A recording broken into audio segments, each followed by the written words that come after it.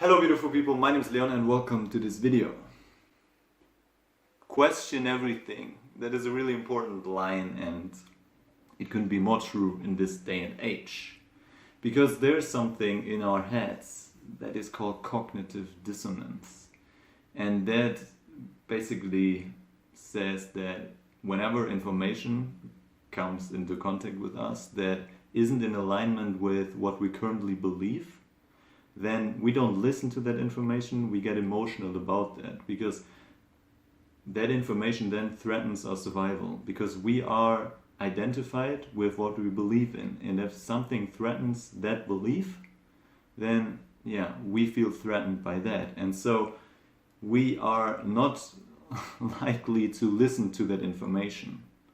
And because in today's times there is a lot of information out there, you could even go that far and say there's an information war happening.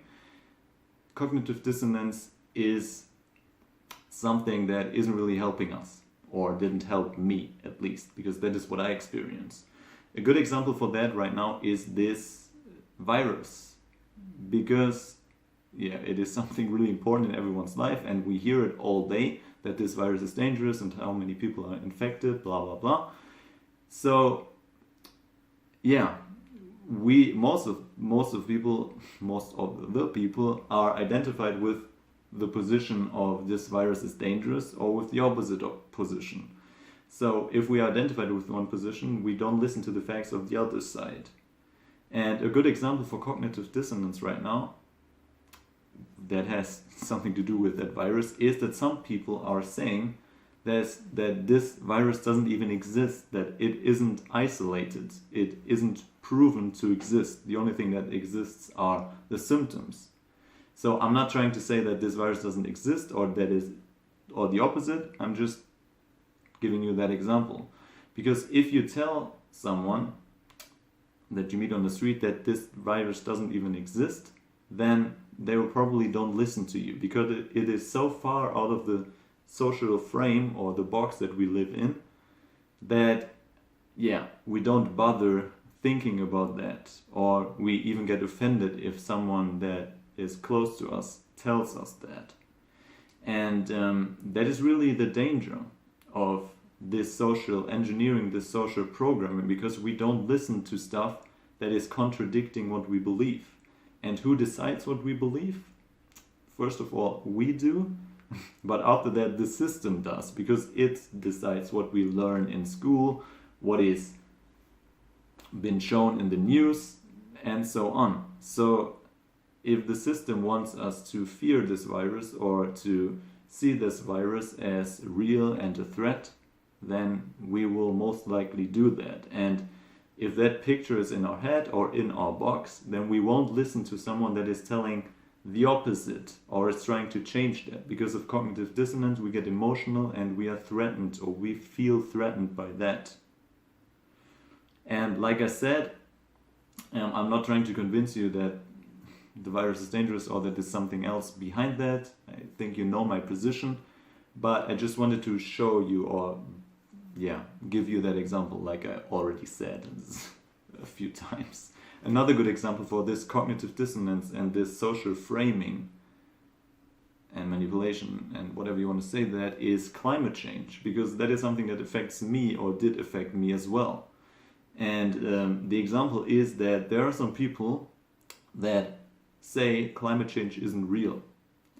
And if you would have told me that a few months or years ago, I wouldn't listen. I would think, okay, that person that believes that is crazy, because I've learned so many times that climate change is real, that we humans, we are the problem on this earth, we are producing CO2, blah blah blah, and that is the problem. And the belief that climate change isn't real is so far out of the socially accepted frame that I won't listen to that, and I would get mad at people for thinking that. But what I didn't consider is that those people probably did some research and are probably not only saying that to upset me, they are saying that because they believe it, because everyone does what they believe is the right thing, if that makes sense. So yeah, this society has this system in place, which is the frame, and everything that goes against that frame, every opinion or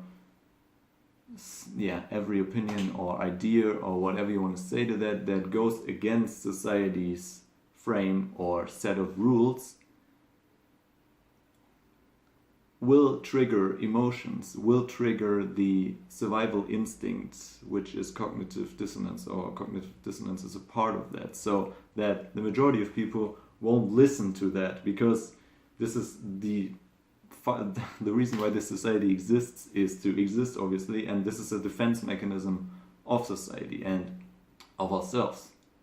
So I did understand how powerful this social programming is and what a big impact it had and still has on my life. And that is why I share the stuff that I share right now with you, to show you that I'm not saying that this is something bad. This is absolutely necessary, but it becomes something bad if the society or the system that is in place right now